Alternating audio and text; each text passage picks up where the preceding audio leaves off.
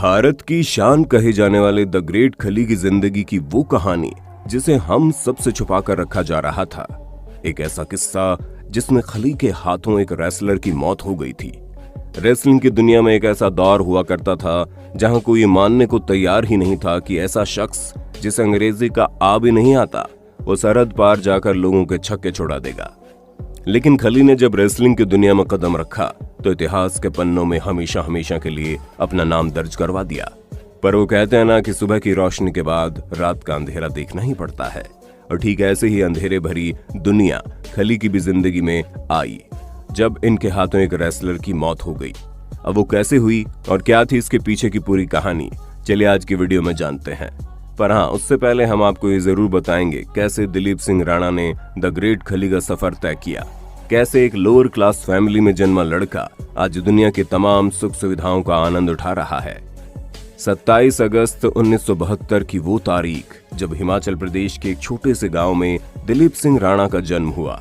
7 भाई बहनों के बीच में जन्मे दिलीप के परिवार वालों ने ये बिल्कुल भी नहीं सोचा था कि आगे चलकर उनका ये बेटा कैसे सूरज की तरह चमकने वाला बनेगा। और सोचते भी कैसे, आर्थिक रूप से इनका परिवार काफी कमजोर था।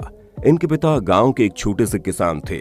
एक बार जब बारिश की वजह से इनकी पूरी की पूरी फसल उजड़ गई तो इनकी हालत और भी ज्यादा कमजोर हो गई।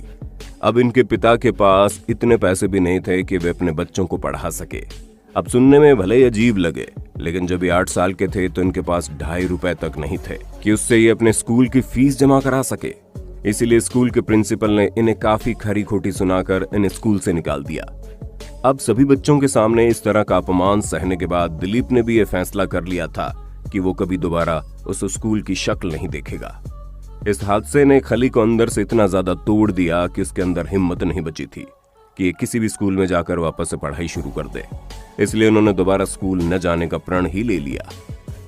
जाहिर सी बात है, स्कूल से पैसों के लिए निकाले जाने के बाद इन्हें पैसे का असली महत्व समझ में आ गया था। इसलिए इन्होंने सोच लिया कि अब ये सिर्फ और सिर्फ पैसे कमाने पर फोकस करेंगे, जिसके चक्कर में इन्होंने बहुत सी छोटी छोटी जगहों पर काम किया।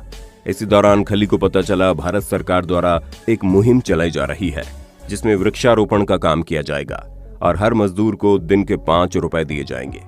आप खुद ही सोचिए, जिस बच्चे को केवल 2.5 रुपए के लिए स्कूल से निकाल दिया गया हो उसके लिए दिन का 5 रुपए किसी सपने से कम नहीं था। और फिर क्या था, 5 रुपए की दिहाड़ी पर उन्होंने काम करना शुरू किया। एक तो ये मेहनती बहुत थे, ऊपर से इनके शरीर की बनावट ऐसी थी कि हर कोई इन्हें पहचानता था और अपने पास काम करने के लिए इन्हें ऑफर देता था। ऐसा करते करते वक्त बीतता गया और 1993 का वक्त आ गया। इस समय ये शिमला में एक सिक्योरिटी गार्ड का काम करते थे और उसी दौरान रात के समय एक पुलिस ऑफिसर की नजर इन पर पड़ी। जैसे ही उस पुलिस ऑफिसर ने ये देखा, वो खली के पास गए और इनसे कहा, तुम्हारी कदकाठी इतनी अच्छी है, तुम पुलिस वाले क्यों नहीं बन जाते। एक पल के लिए तो खली को खुद समझ में नहीं आया कि शख्स क्या कह रहे हैं, क्योंकि खली ने ज्यादा पढ़ाई लिखाई नहीं की थी। पर फिर बाद में इन्हें समझाया गया कि इनकी कदकाठी को देखते हुए इनका कम पढ़ा लिखा होना नजरअंदाज किया जा सकता है। और वो दौर भी ऐसा था कि लोग सरकारी नौकरियों के पीछे इतना ज्यादा नहीं भागते थे और ना ही इतना ज्यादा कंपटीशन था।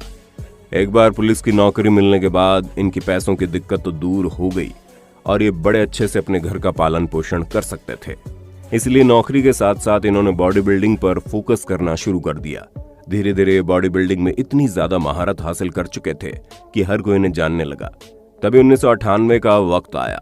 यही वो समय था जब टीवी पर WWF रेसलिंग की शुरुआत हुई। हालांकि बाद में इसका नाम बदलकर WWE रख दिया गया। खली ने जब इस रेसलिंग को पहली बार टीवी पर देखा तो ये उसे देखकर इतना ज्यादा प्रभावित हुए कि इन्हें भी रेसलिंग करने का चस्का चढ़ गया, जिसके बाद उन्होंने रेसलिंग की प्रैक्टिस करनी शुरू कर दी। और टीवी में जैसे जैसे दांव पेच दिखाए जाते थे, ये वैसे वैसे उन्हें करके अपने आप को ट्रेन करते थे। खली ने धीरे धीरे लोकल लेवल पर रेसलिंग करना शुरू कर दिया, जिस वजह से लोग इन्हें और ज्यादा जानने लगे। पर फिर इनकी जिंदगी में ऐसा मोड़ आया जिसकी कल्पना इन्होंने कभी नहीं की थी। APW यानी कि ऑल प्रो रेसलिंग ने खली को प्रस्ताव दिया कि आप अमेरिका आकर रेसलिंग की पूरी ट्रेनिंग लीजिए। ये चीज खली के लिए किसी सपने से कम नहीं थी। पर अब इनके सामने सबसे बड़ी दिक्कत ये थी कि वो अपनी सरकारी नौकरी को छोड़कर नहीं जाना चाहते थे, क्योंकि अगर एक बार नौकरी छूट जाती तो क्या पता रेसलिंग की दुनिया में इनका सिक्का न जमता और बाद में इन्हें वापस आना पड़ता तो ये पहले की तरह बेरोजगार हो जाते। इसी असमंजस में खली ने काफी दिन गुजार दिए, पर फिर इन्हें एहसास हुआ कि अगर ये खुद पर विश्वास रखेंगे तो अपनी जिंदगी में कुछ ना कुछ तो कर ही लेंगे। इसलिए इन्होंने नौकरी छोड़कर अपने सपने को अपनाना जरूरी समझा।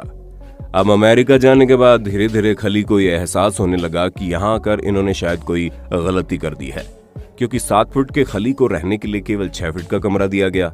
इनकी दूसरी सबसे बड़ी दिक्कत ये थी कि इन्होंने अंग्रेजी बिल्कुल नहीं सीखी थी, इसलिए अपनी बात वहाँ के लोगों को ठीक तरह से समझा भी नहीं पाते थे। पर जैसे तैसे खली मैनेज करते रहे और रेसलिंग की ट्रेनिंग लेते रहे और आखिरकार वो वक्त आ गया जिसका खली को बेसब्री से इंतजार था। साल 2000 में APW द्वारा खली को पहली बार प्रोफेशनल रेसलिंग लड़ने का मौका मिला और इस मैच में इन्होंने ऐसा परफॉर्मेंस दिया कि इनका नाम द जेंट सिंह पड़ गया। इतना ही नहीं, इनकी परफॉर्मेंस को देखते हुए इन्हें WCW में भी शामिल कर लिया गया।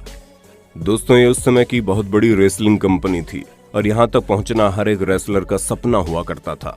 पर खली का यह सपना तब चकनाचूर हुआ जब साल 2001 में द ब्रैन ओंग के साथ ट्रेनिंग कर रहे थे।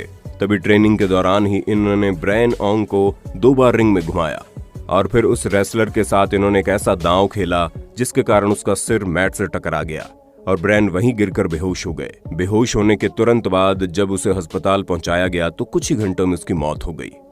अब दोस्तों, ये बात तो आपको भी मालूम होगी, ये जितने भी रेसलिंग के मैच होते हैं इनकी प्रैक्टिस पहले से ही की जाती है और ये सब कुछ स्क्रिप्टेड होता है।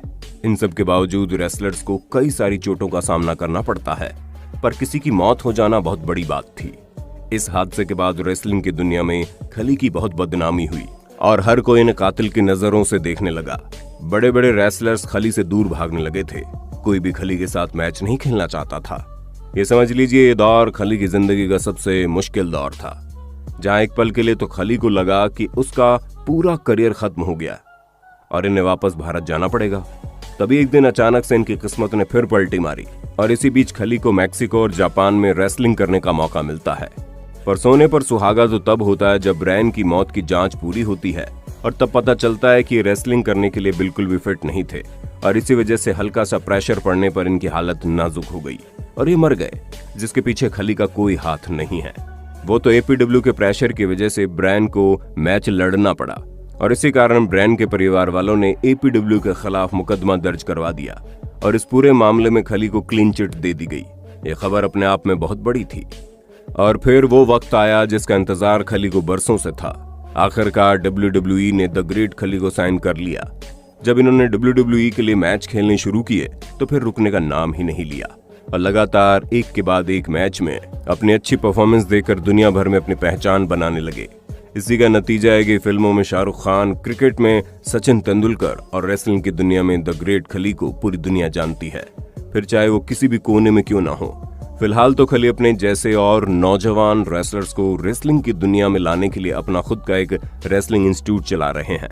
साथ ही साथ इन्होंने न सिर्फ बॉलीवुड बल्कि हॉलीवुड की फिल्मों में काम करके एक्टिंग की दुनिया में नाम कमाया है और अब ये चैन की जिंदगी जी रहे हैं।